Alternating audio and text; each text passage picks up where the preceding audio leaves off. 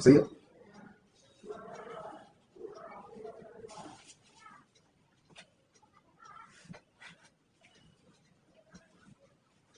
चलिए हम लोग आज का क्लास प्रारंभ करते हैं। हम लोग पिछले क्लास में चल रहे थे बिहार स्पेशल में। इसमें हम लोग देख रहे थे जो हमारे यहाँ राष्ट्रीय उद्यान था, रिजर्व टाइगर थे, इसके बाद जो हम लोग देखे थे पक्षी विहार थे, ये सभी जगह हम लोग कर चुके थे। एक बार तेजी में इसका हम लोग अभ्यास करते हुए आगे चलेंगे। जल्दी सारे बच्चे बताएं कुशेश्वर स्थान पक्षी अभ्यारण्य कहाँ है? जल्दी से आंसर दीजिए फटाफट। कुशेश्वर स्थान पक्षी अभ्यारण्य कहाँ है? Very good, Darbhanga. Very good, बहुत सुंदर। कुशेश्वर स्थान दरभंगा। सलीम अली पक्षी अभ्यारण्य आपको बताए थे, सलीम अली पक्षी अभ्यारण्य। जल्दी से आंसर दीजिए। सलीम अली वैशाली, बिल्कुल सही आंसर है। नकटी और नागी हमने बताया है कि इस बार ये थोड़ा ज्यादा इंपॉर्टेंट है। नकटी और नागी पक्षी अभ्यारण्य कहाँ है? तो नकटी और नागी ये दोनों जमुई में है, बिल्कुल सही आंसर आपका है।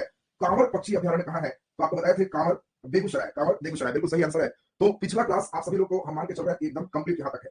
अब आज का क्लास हम आगे की ओर बढ़ा रहे हैं। हमने ये भी बताया था बिहार का पहला राजकीय पक्षी उत्सव, इसका नाम हम लोग दिए थे कलरव, और यह 15 से 17 जनवरी 2021 के बीच आयोजित हुआ और जमुई जिले के झाझा स्थित नागी पक्षी विहार और नकटी पक्षी विहार में आयोजित हुआ। और इसमें प्रवासी पक्षी हमने आपको बताया था 130 प्रजाति के आते हैं नवंबर से मार्च के महीने।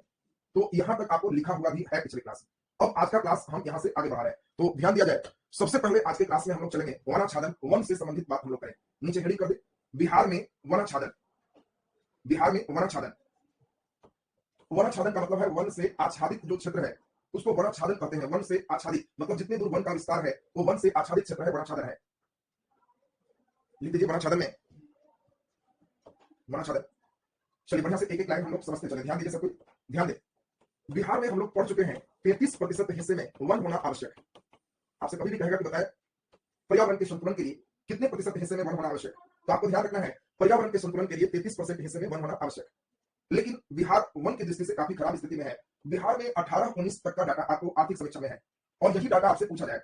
यानी 2019 में कुल क्षेत्रफल 7,306 वर्ग किलोमीटर, इतने क्षेत्रफल में बिहार में वन है जो बिहार राज्य के संपूर्ण क्षेत्रफल का 7.76% है। परसेंटेज भी आपको बिल्कुल दिमाग में एकदम से रखना है। इसमें कभी भी पूछा जाए कि बिहार के कितने प्रतिशत क्षेत्र में वन है, तो आंसर 7.76% क्षेत्र में वन है। यानी दिमाग में एकदम आ गया 7, 7 और 6। ये भी देखो उतना ही अच्छा है, 7 और 6 कंटिन्यू है, 7306 वर्ग किलोमीटर। कई बार आपको वर्ग किलोमीटर भी पूछा जा सकता है, तो आपको ध्यान रखना है 7306 वर्ग किलोमीटर इतना क्षेत्रफल में वन है। फॉरेस्ट एरिया हम लोग कहते हैं वनाच्छादित को इंग्लिश में, एरिया को ही आच्छादन कहते हैं। फॉरेस्ट एरिया कितना है, हम लोग के वनाच्छादन का मतलब वन का एरिया वही पढ़ने जा। और इसी में हम लोग देख रहे हैं कि बिहार में कुल 7306 वर्ग किलोमीटर क्षेत्रफल में वन है जो बिहार राज्य के कुल क्षेत्रफल का 7.76% है। इसमें दो तीन बात आपको पहला ध्यान रखना है कि बिहार के जो जीडीपी है, ग्रॉस डोमेस्टिक प्रोडक्ट, आपसे पूछा जाएगा कि बताओ बिहार के जीडीपी में वन का हिस्सा कितना परसेंट। बिहार के जीडीपी में जो टोटल इनकम होता है उसमें बिहार में जंगल से कितना इनकम होता होगा, अंदाज करो जल्दी जल्दी। कुल जीडीपी में जंगल से कितना इनकम होता होगा, इतना अंदाज गेस करिए। अरे भाई बच्चा 60% लिख रहा है, 60% जंगल से ही आ जाएगा, तो जीडीपी तुम कैसे पढ़ लिया? चलिए वेरी गुड, कुछ बच्चे सही लिख रहे हैं। देखो हम लोग का वन से दो चीज मिलता है, एक जंगल के फल फूल ये सब मिल गए, और दूसरा नंबर मिलते हैं सिल्ली उत्पादन। वन और सिल्ली उत्पादन, बच्चे कुछ समझ पा रहे होंगे कि सर सिल्ली क्या है? सिल्ली क्या है? सिल्ली कहते हैं लकड़ी के मोटे मोटे जो आप देखते हो जिससे फिर पटना निकाले और कुछ निकाले जिसको चलते हैं, तो उसको हम लोग सिल्ली कहते हैं। पेड़ों को कई खंडों में बांट दिए तो जो मोटा मोटा भाग है ना लकड़ी का उसको हम लोग सिल्ली कहते हैं, बोटा फ्रिज में कर सकते हैं। तो वन और सिल्ली ये दोनों मिला के जो इनकम होते हैं यह जीडीपी में 1.2% योगदान देते हैं। एकदम आपको ध्यान याद रखना आसान है, एक दो याद रखना आसान हो गया। जंगल और सिल्ली ये दोनों मिला के जीडीपी का 1.2% इनमें हिस्सेदारी होता है।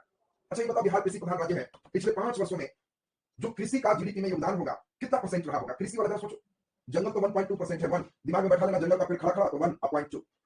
जल्दी बताओ पिछले 5 वर्षों का औसत अगर मिलाया जाए तो वह जीडीपी में बिहार में कितना परसेंट की हिस्सेदारी होगी?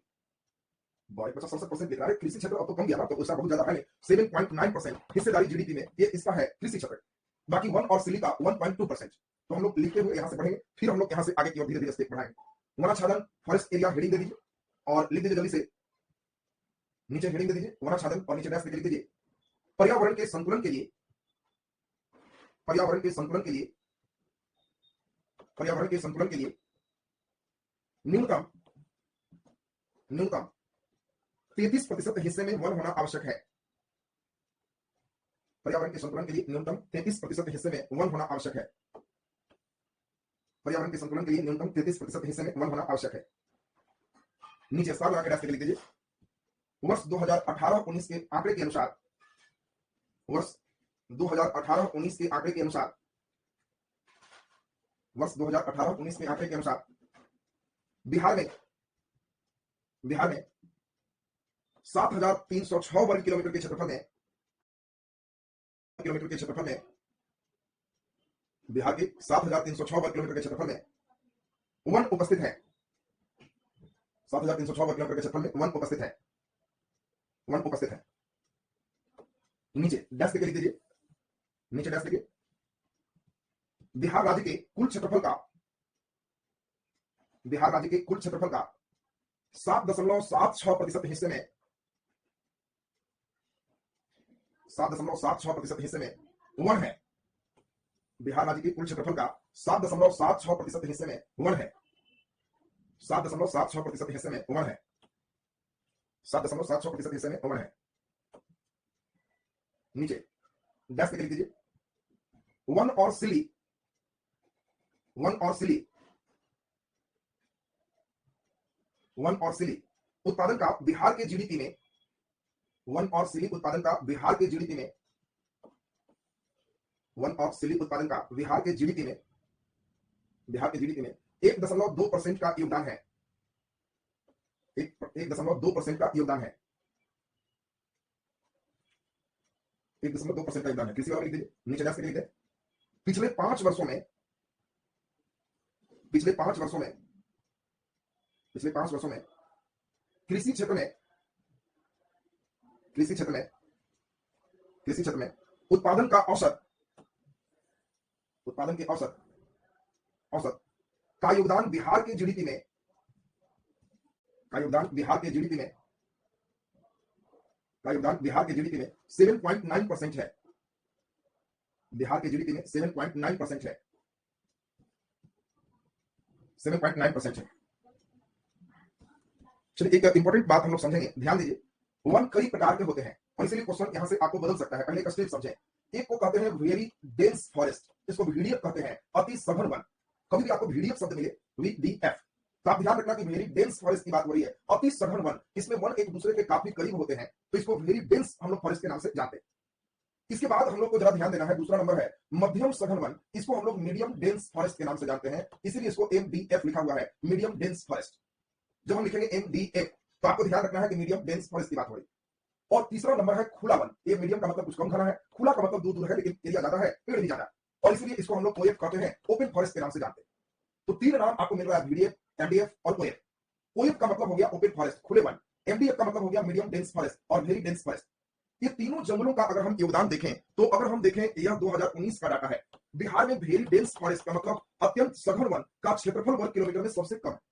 हमने अभी बताया आपको कि बिहार में कुल जंगल 7306 वर्ग किलोमीटर, तो इसीलिए आपको ध्यान रखना है कि इतना वन बिहार में है। ये हमारा डाटा नहीं है, ये बिहार सरकार का डाटा है इस वर्ष का, और इसीलिए बाकी कौन किताब 7.9 लिख दिया है, तुम्हारा 8.5 लिख दिया है, उससे कोई मतलब नहीं करना।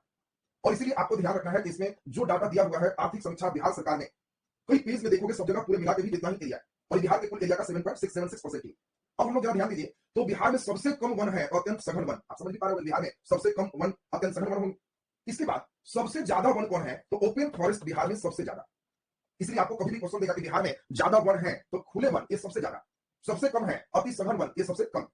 हाँ, अब आपको कुछ क्वेश्चन देंगे, क्यों ऐसा बताएं, पहले हम समझा दें फिर हम लोग चलेंगे। देखिए, बिहार में सबसे ज्यादा फॉरेस्ट का जो जिला है, सबसे ज्यादा जो जंगल है, ये सबसे ज्यादा जंगल है कहां, कैमूर जिला।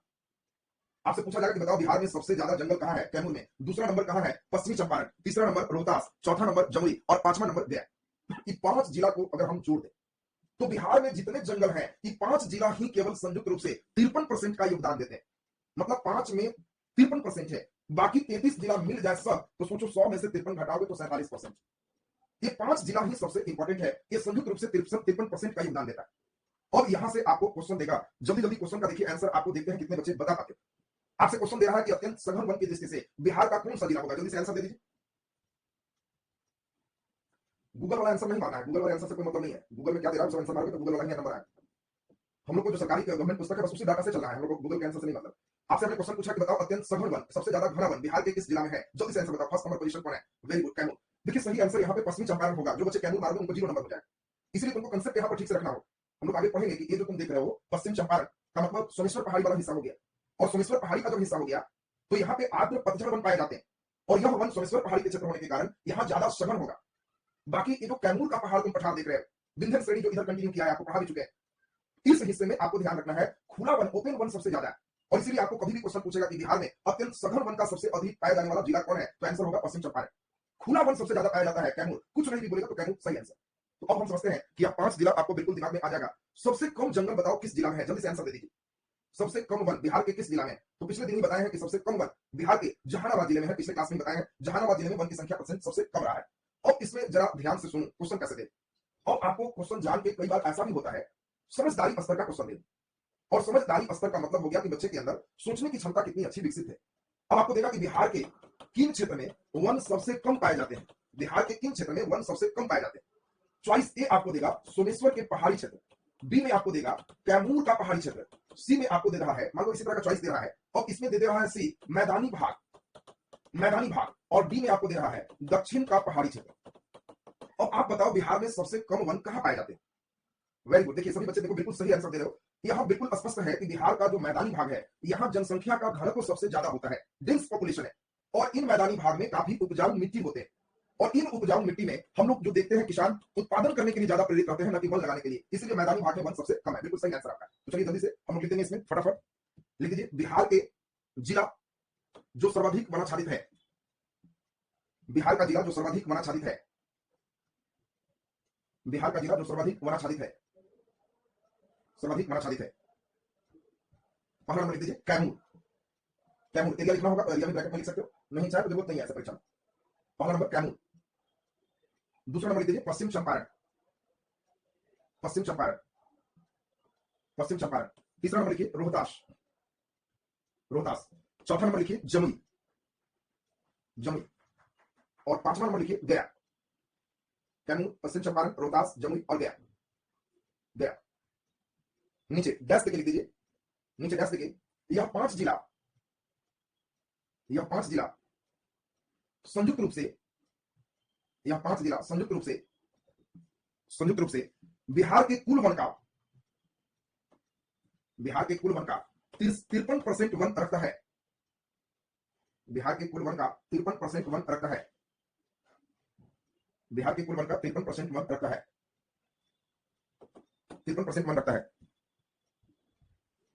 नीचे स्टार लगा के डैश लिख दीजिए, स्टार लगा के डैश लिखे बिहार में सबसे अधिक अति सघन वन का जिला, बिहार में सबसे अधिक अति सघन वन का जिला, बिहार में सबसे अधिक अति सघन वन का जिला पश्चिम चंपारण है, अति सघन वन का जिला पश्चिम चंपारण है, अति सघन वन का जिला पश्चिम चंपारण है। नीचे स्टार लगा के डैश लिखिए बिहार में सबसे अधिक खुले वन का जिला, बिहार में सबसे अधिक खुले वन का जिला,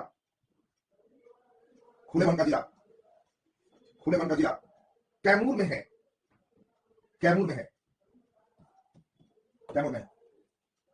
नीचे लिख दीजिए क्वेश्चन, क्वेश्चन एक ऑब्जेक्टिव लिख दीजिए, सभी लोग सही पढ़े। क्वेश्चन लिखें बिहार में, बिहार में सबसे अधिक, सबसे अधिक सघन वन, सबसे अधिक सघन वन पाए जाते हैं, पाए जाते हैं। चॉइस ए उत्तर पूर्वी क्षेत्र में, उत्तर पूर्वी क्षेत्र में। चॉइस बी दक्षिण पूर्वी क्षेत्र में। चॉइस सी दक्षिण पश्चिम क्षेत्र में। चॉइस डी उत्तर पश्चिम क्षेत्र में। चॉइस सी इनमें से कोई नहीं, एक से अधिक। बिहार में सबसे अधिक सघन वन पाए जाते हैं। आप कैसे क्वेश्चन देगा? वेरी गुड, बहुत सुंदर। आप सारे बच्चे समझ पा रहे हो। जस्ट हमने समझाया है, थोड़ा ही देर पहले आपको समझाया है कि कैमूर में हमारा जो वन है ये खुला वन है, और ये पश्चिमी चंपारण में जो वन है ये अत्यंत सघन वन है। और इसीलिए बिहार में अगर अत्यंत सघन वन की बात होगी तो हम लोग इन हिस्सों में आएंगे जो बिहार का उत्तर पश्चिम हिस्सा होगा। और बी जवाब बिल्कुल सही जवाब, बिल्कुल सही जवाब है। आप लोग बहुत ही बढ़िया शानदार समझे हैं। तो अब हम समझते हैं कि यह लाइन बिल्कुल आपका क्लियर हो गया। बिहार में आपसे कभी भी पूछा जाए ओवरऑल जिले की बात नहीं की जाए, सीधा सीधा भी पूछा जाए कि ज्यादा वन पाए जाते हैं तो आंसर होगा खुले वन बिहार में सबसे ज्यादा पाए जाते हैं। तो चलिए ये लाइन आप लोगों का बिल्कुल क्लियर हो गया। थोड़ी बहुत बात और आपको समझा दी। बिहार में मेन 2 प्रकार के वन पाए जाते हैं। बिहार के जो वन है इसको 2 भागों में बांटते हैं। एक को हम लोग कहते हैं आर्द्र पतझड़ वन, आर्द्र पतझड़ वन, और एक को कहते हैं शुष्क पतझड़ वन। 2 तरह का जंगल बिहार में मेन पाया जाता है। और आपको मेन ध्यान रखना है कि आर्द्र पतझड़ वन का मतलब ये जो वन है ये वर्षा इसकी स्थिति अलग है। शुष्क पतझड़ वन का मतलब ये कम वर्षा वाला क्षेत्र है, थोड़ा कम वर्षा होता है। और शुष्क पतझड़ वन जो होते हैं गर्मी आने से पहले अपने पत्ते गिरा जाते हैं, गर्मी आने से पहले अपने पत्ते गिरा देते हैं। और इसके बाद हम लोग देखें आर्द्र पतझड़ वन का मतलब 100 से 200 सेंटीमीटर यहां वर्षा होती है। आपको यहाँ पे मुख्य रूप से जिला पूछा जा सकता है और मुख्य रूप से इस वन के उदाहरण पूछे जा सकते हैं। दोनों चीज आपसे पूछा जा सकता है। तो आपको ध्यान रखना है आर्द्र पतझड़ वन जो मेन पाए जाते हैं, अभी हम लोग देखें कि जो सोमेश्वर की श्रेणी है वो आर्द्र पतझड़ वन के ही उदाहरण होंगे। और इसीलिए बिल्कुल एक आराम से आपका निकल गया पश्चिम चंपारण, पश्चिमी चंपारण। इसके बाद अगर हम चले तो बिल्कुल कटिहार है, अररिया है, 100 से 2 सेंटीमीटर जो भी वर्षा वाले क्षेत्र है अररिया, ये सभी बेल्ट हम लोग जो देख रहे हैं, तो इसमें इसमें हम लोग ध्यान दें, ये आर्द्र पतझड़ वन का जो हिस्सा है पश्चिमी चंपारण, कटिहार, अररिया, ये सभी खास जगहों पर ये वन पाए जाते हैं। और इन वनों के एग्जाम्पल जो है, और भी आप कह सकते हो बांका है, लखीसराय है, ये सभी जिला इसमें खास शामिल हो जाए। इन वनों के जो एग्जाम्पल है, देखो सोमेश्वर पहाड़ी में है क्या, वहां पहाड़ ज्यादा, तो कंकड़ पत्थर ज्यादा है, मिट्टी की मात्रा कम है, तो इसीलिए वहां पे खैर के पेड़ ज्यादा मिलेंगे, सेमल के पेड़ ज्यादा मिलेंगे। सेमल आपको जानते हो जिसको क्षेत्र में सीमल कहते हैं, सीमल का रुई बड़ा बढ़िया होता है और वो शुद्ध रूप से सेमल कहलाता है। तो सेमल है, खैर है, इन बेल्टों में बांस है, सेवई घास है। ये सेवई घास वगैरह तो तुम देखोगे मड़ई वगैरह बनाने में भी उपयोगी होगा, थोड़ा बड़ा बड़ा घास होता है, तो बड़े बड़े घास जो होते हैं उसको सेवई घास कहते हैं। वो आर्द्र पतझड़ वन के उदाहरण में आए। अगर तुम्हारा घर गया जिला है, पटना जिला है, तो वहां छोटे छोटे घास तुम देखो, और छोटे छोटे जो घास है वो शुष्क पतझड़ वन होगी। खैर कांटेदार बबूल जैसा एक वृक्ष होता है, पेड़ है। इन जगहों में अगर तुम्हारा पहाड़ी क्षेत्र में घर होगा तो पहाड़ों पर तुमको खैर जो है, खैर का वृक्ष दिखाई दे दे। पूजा पाठ में भी इसका उपयोग हम लोग करते हैं। इसमें और भी अगर जो मोस्ट इंपॉर्टेंट वृक्ष की बात करें तो सब लोग देखे होंगे, कटहल है, गुलर है, गम्हार है, ये सभी पेड़ इसमें सभी आ जाए। कटहल, गुलर, गम्हार, ये सभी वृक्ष इसमें चले आएंगे जो यहाँ पर का मुख्य हिस्सा हो जाए। इसके बाद हम लोग जरा ध्यान दीजिए, जो पेड़ आप देखते हो शुष्क पतझड़ वन है, गर्मी आने से पहले पत्ता गिराता है, जहां कम वर्षा होते हैं। तो इसके लिए आपको ध्यान रखना है कि इसमें खास करके जो आपको मुख्य रूप से पार्ट है, ये मेन हो गया कैमूर। देखो दोनों में मेन अंतर है, अभी हमने जो बताया, ये जो तुम देख रहा है पश्चिमी चंपारण में वन ज्यादा है, आर्द्र पतझड़ वन है, कैमूर में जो वन ज्यादा है शुष्क पतझड़ वन है। आपको ऑब्जेक्टिव पूछ सकता है कि बताओ शुष्क पतझड़ वन कहां है। जो शुष्क पतझड़ वन है वो खास करके कैमूर में है, यहाँ कम वर्षा होने के कारण कम दिन से। आर्द्र पतझड़ वन ज्यादा वर्षा है इसकी तुलना में है, ये ज्यादा सघन, इसलिए आपको हमने यही बताया कि यहाँ पे ये सघनता इसकी ज्यादा है, इसकी सघनता कम है। कैमूर है, रोहतास है, गया है, इन सभी बेल्टों में थोड़ा तुलनात्मक वर्षा कम होते हैं। और कम वर्षा होने के कारण गया है, जमुई है, इधर जो तुम जंगल देखोगे, इन जंगलों में शुष्क पतझड़ वन पाए जाते हैं। और इसमें आप देखोगे शीशम का वृक्ष, इसमें शीशम आपको ज्यादा मिलेंगे, इन हिस्सों में शीशम खूब लोग लगाएंगे, महुआ खूब लगाएंगे, महुआ का भी वृक्ष खूब लगाए जाते हैं इन हिस्सों में। रोड किनारे भी तुम कहीं जाओगे तो कहुआ, महुआ, ये सब के वृक्ष बिहार में तुमको ज्यादा मिलेंगे। इसमें जो वृक्ष होते हैं आपको ध्यान रखना है कि ये जो वृक्ष होते हैं कम वर्षा भी है तो खूब बढ़िया से चल जाएंगे, इनको कोई दिक्कत नहीं होगी। इधर भी आपके जो वृक्ष है, जामुन के पेड़ इधर भी आ जाते हैं। बाकी कुछ वृक्ष ऐसा नहीं इधर लगाएंगे तो नहीं होगा, कटहल इधर भी लगा सकते हैं, सेमल इधर भी लगा सकते हैं, लेकिन इन वृक्षों की प्रधानता इन बेल्टों में ज्यादा पाया जाए। तो अब जरा ध्यान दीजिए, यहाँ पे अभी इन दोनों पार्ट को हम लोग लिख देंगे, नीचे डैश देकर लिख दीजिए। बिहार में वन को दो भागों में बांटते हैं, बिहार में वन को दो भागों में बांटते हैं, बिहार में वन को दो भागों में बांटते हैं। पहला नंबर लिख दीजिए आर्द्र पतझड़ वन, आर्द्र पतझड़ वन, आर्द्र पतझड़ वन। इन दोनों की विशेषता में दो ही चीज ध्यान रखना, इसमें थोड़ी वर्षा अधिक होती है इसलिए आर्द्र है, इन बेल्टों में वर्षा कम होती है इसलिए इसको शुष्क लिखा हुआ है। बाकी पतझड़ है तो एक खास मौसम में इनके पत्ते झड़ेंगे इसलिए नाम पतझड़ है, दोनों ही पतझड़ वन है। केवल आर्द्र और शुष्क से मतलब है कि जो आर्द्र होगा सघनता ज्यादा होगा क्योंकि वर्षा ज्यादा है, शुष्क है तो सघनता कम होगी, इसलिए कैमूर का हमने बताया कि ओपन वन ज्यादा है, यहाँ आर्द्र है इसलिए हमने बताया कि पश्चिम चंपारण में अत्यंत सघन वन ज्यादा है, इसलिए आपको दिमाग में एकदम कंप्लीट सेट हो जाए। तो लिख दीजिए पहला नंबर आर्द्र पतझड़ वन, डैश लिख दीजिए आर्द्र पतझड़ वन, डैश देखिए 100 से 200 सेंटीमीटर वर्षा वाले क्षेत्र में यह वन पाया जाता है, 100 से 200 सेंटीमीटर वर्षा वाले क्षेत्र में यह वन पाया जाता है। तार का पेड़ पतझड़ वन नहीं, उसके पत्ते सभी नहीं गिरते, सदाबहार वन का एग्जांपल होगा, सदाबहार वन काफी ऊंचे ऊंचे होते हैं। आर्द्र पतझड़ वन डैश लिख दीजिए 100 से 200 सेंटीमीटर वर्षा वाले क्षेत्र में यह वन पाया जाता है, यह वन पाया जाता है। नीचे डैश लिख दीजिए, डैश लिखिए बिहार में पश्चिम चंपारण, कटिहार, अररिया, बांका, लखीसराय, बिहार में पश्चिम चंपारण, कटिहार, अररिया, बांका, लखीसराय, अररिया, बांका, लखीसराय। बाकी वो बेल्ट पूरा आ जाएगा, किशनगंज वगैरह सब ऊपर का बेल्ट जो देख रहे हो, लखीसराय आदि जिला में यह वन पाए जाते हैं, आदि जिला में यह वन पाए जाते हैं, आदि जिला में यह वन पाए जाते हैं। नीचे डैश लिख दीजिए इस वन का सघनता अधिक होता है, इस वन का सघनता अधिक होता है, इस वन का सघनता अधिक होता है। नीचे लिख दीजिए जैसे जैसे खैर, सेमल, बांस, सेवई घास, कटहल, गुल्लर, गम्हार इत्यादि। जैसे खैर, सेमल, बांस, सेवई घास, कटहल, गुल्लर, गम्हार इत्यादि, कटहल, गुल्लर, गम्हार इत्यादि। चलिए दूसरा नंबर लिख दीजिए शुष्क पतझड़ वन, शुष्क पतझड़ वन, शुष्क पतझड़ वन, डैश लिख दीजिए शुष्क पतझड़ वन, डैश लिखिए। कम वर्षा वाले क्षेत्रों में यह वन होते हैं, कम वर्षा वाले क्षेत्रों में यह वन होते हैं, कम वर्षा वाले क्षेत्रों में यह वन होते हैं। सभी घास कुछ नहीं, बड़ा बड़ा घास है, तुम देखोगे कि अगर गंगा पार उधर जाओगे उन हिस्सा में तो उन घासों को काट के उसको जलासी पलासी सब बोलते हैं लोग, जलासी वगैरह सब बड़े बड़े घास होते हैं, सभी घास का पार्ट हो गया। लिख दीजिए इसमें कम वर्षा वाले क्षेत्र में शुष्क पतझड़ वन होते हैं। नीचे डैश देके लिख दीजिए इन वनों में घास के आकार छोटे होते हैं, घास का आकार छोटे होते हैं और वन खुले होते हैं। घास का आकार छोटे होते हैं और वन खुले होते हैं। खुले का मतलब घनता कम होगा, ओपन है, सामने दिखाई ज्यादा दूर तक देख सकते हैं। घास का आकार छोटे होते हैं और वन खुले होते हैं। दोनों में देखो अंतर है, इधर पानी ज्यादा पड़ने से घास इसके बड़े बड़े होते हैं, इसमें पानी कम पड़ने से इसका घास छोटे छोटे होते हैं। ये दोनों में अंतर हो गया।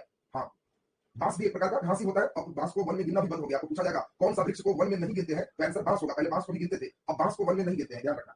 नीचे डैश देके लिख दीजिए बिहार में शुष्क पतझड़ वन का हिस्सा, बिहार में शुष्क पतझड़ वन का हिस्सा, बिहार में शुष्क पतझड़ वन का हिस्सा कैमूर, रोहतास, गया, जमुई आदि जिले में पाया जाता है। कैमूर, रोहतास, गया, जमुई आदि जिले में पाया जाता है। कैमूर, रोहतास, गया, जमुई आदि जिले में पाया जाता है। नीचे डैश देके लिख दीजिए, डैश देके लिख दीजिए शुष्क पतझड़ वन के उदाहरण, शुष्क पतझड़ वन के उदाहरण, शुष्क पतझड़ वन के उदाहरण लिख दीजिए शीशम, महुआ, जामुन इत्यादि। शीशम, महुआ, जामुन इत्यादि। शीशम, महुआ, जामुन इत्यादि। चलिए, तो एक वन से संबंधित सभी पार्ट आपने कंप्लीट कर लिए। अगले दिन बिहार स्पेशल में एक थोड़ा बड़ा सेक्शन है, हम लोग पहले उसको पढ़ लेंगे। उसका नाम होगा परिवहन। और परिवहन में हम लोग सड़क के बारे में, रेल के बारे में, जलमार्ग के बारे में, सभी बिहार के परिवहन के बारे में हम लोग डिटेल पढ़ेंगे। अगले 2-3 क्लास आपका परिवहन चलेगा, तब हम लोग